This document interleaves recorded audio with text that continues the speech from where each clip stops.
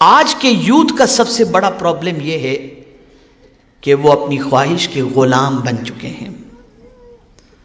وہ اپنی خواہش کو فالو کرتے ہیں، وہ اپنی خواہش کے پیچھے پیچھے چلتے ہیں.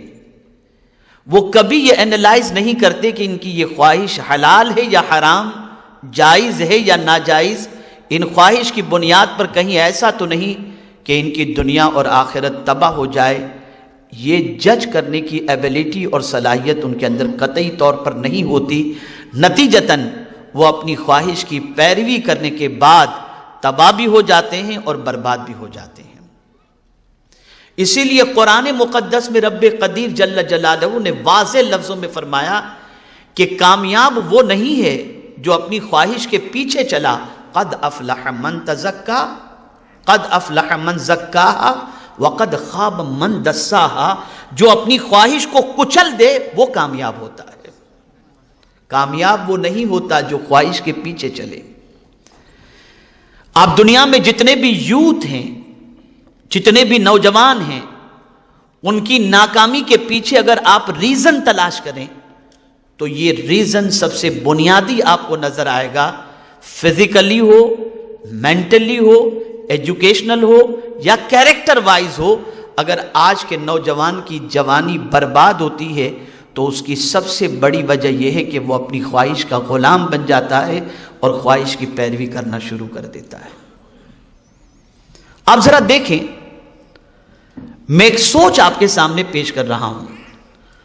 وہ بچہ جو بورڈ کے ایگزام کے اندر بیٹھتا ہے، ایس ایس سی کے ایگزام میں بیٹھتا ہے، اور ایس ایس سی کا رزلٹ جیسے ہی آؤٹ ہوا اور وہ جونیئر کالج کے اندر ایڈمیشن کے لیے جانا چاہتا ہے تو سب سے پہلے لڑکا ہو یا لڑکی ہو، اچھے ڈریس بنانے کی فکر ان کو زیادہ ہوتی ہے. ایک سوال یہ پیدا ہوتا ہے کہ آپ شادی میں تو نہیں جا رہے ہو. ایک سوال یہ پیدا ہوتا ہے کہ آپ جو ہے وہ کسی شو میں تو نہیں جا رہے ہو. کالج میں آپ تعلیم حاصل کرنے کے لیے جا رہے ہو، آپ کو ڈریسز کی اتنی فکر کیوں ہے؟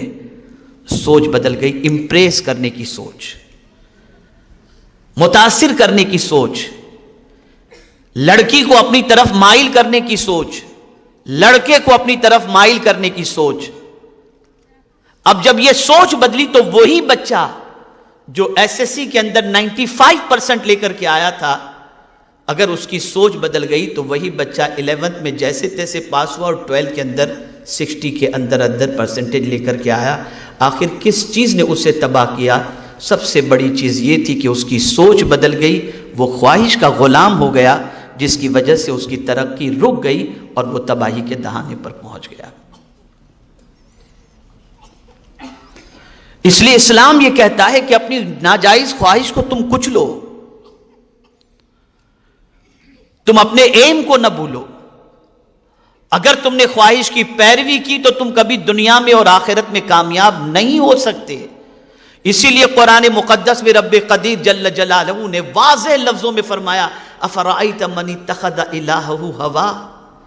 کیا تم نے ان لوگوں کو دیکھا جنہوں نے اپنی خواہش کو معبود بنا لیا ہے؟ یعنی وہ اللہ کی نہیں مانتے، اپنی خواہش کی مانتے ہیں. طبیعت جس طرف لے جاتی ہے اس طرف مائل ہو جاتے ہیں. میرے پیارے آقا صلی اللہ علیہ وسلم کے پیارے دیوانوں اور طالبات، معزز خواتین، اس بات کو اچھی طریقے سے ذہن میں رکھیں کہ مستقبل میں اگر آپ کو کچھ بننا ہے تو سب سے پہلی چیز جس پر آپ کی توجہ ہونی چاہیے وہ یہ ہے کہ آپ کو اپنی ناجائز خواہش کو کچلنا پڑے گا.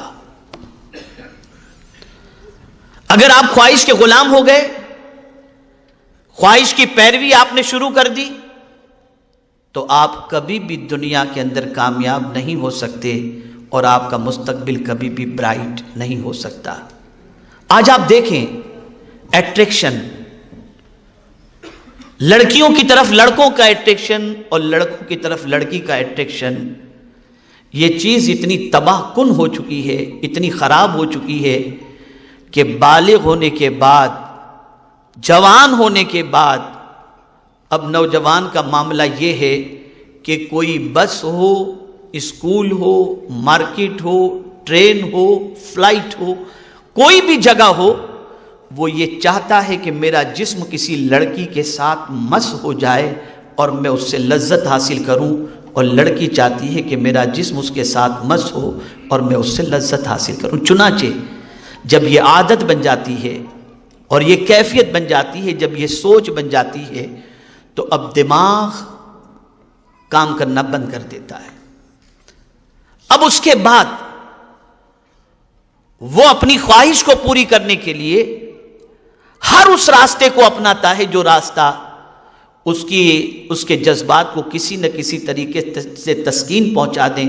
چنانچہ آپ دیکھتے ہوں گے کہ بہت سارے جوان اپنی جوانی کے اندر کچھ ایسی حرکتیں کرنے کے عادی ہو جاتے ہیں کہ خود ہی سے اپنے آپ کو ناپاک کرنا شروع کر دیتے ہیں، اور نتیجتاً 22 یا 25 سال کی عمر تک پہنچنے کے بعد وہ اتنے تباہ ہو جاتے ہیں اور برباد ہو جاتے ہیں، میموری ان کی ختم ہو جاتی ہے، چہرے کا رنگ پھیکا ہو جاتا ہے، صلاحیتیں دم توڑ دیتی ہیں، اور اس کے بعد یہ عادت انہیں اس قابل نہیں رکھتی کہ شادی کے بعد وہ اپنی بیوی کی خواہش کو پوری کر سکیں۔ آقا کریم صلی اللہ تعالی علیہ وسلم نے ایسے شخص کے حوالے سے فرمایا جو خود اپنے ہاتھ سے اپنے آپ کو ناپاک کرتا ہے، سرکار صلی اللہ علیہ وسلم نے فرمایا اللہ کی لعنت ہو ایسے بندے پر جو اپنی طاقت کو اپنے ہاتھوں سے ضائع کرتا ہے۔ آج اگر آپ دیکھیں تو بہت سارے نوجوان اس بیماری کے اندر شریک ہوں گے، بیماری میں ملوث ہوں گے۔ اللہ تعالیٰ نوجوانوں کو اس بیماری سے محفوظ رکھے اور پروردگار جل جلالہ انہیں صحیح سمجھ عطا فرمائے۔ تو سب سے پہلا پرابلم جو ایک نوجوان کے لیے ہے وہ یہ ہے کہ وہ خواہش کی پیروی کرنے کی بجائے کس کی پیروی کرے؟ حضور کی پیروی کرے۔ خواہش کی غلامی کرنے کی بجائے حضور صلی اللہ علیہ وسلم کی غلامی کرے، اللہ اور اس کے رسول جل جلالہ وصلی اللہ تعالی علیہ وسلم کے فرامین پر عمل کرے، اس لیے کہ قرآن مقدس نے واضح لفظوں میں فرما دیا من یطع الرسول فقد اطاع اللہ، اور ایک مقام پر فرمایا من یطع اللہ ورسولہ فقد فاز فوزا عظیما، جو اللہ اور اس کے رسول کی اطاعت کرے اللہ اسے بڑی کامیابی عطا فرماتا ہے۔ تو کامیابی خواہش کی غلامی سے نہیں ملتی، کامیابی اللہ اور اس کے رسول جل جلالہ و صلی اللہ علیہ وسلم کی اطاعت سے ملتی ہے۔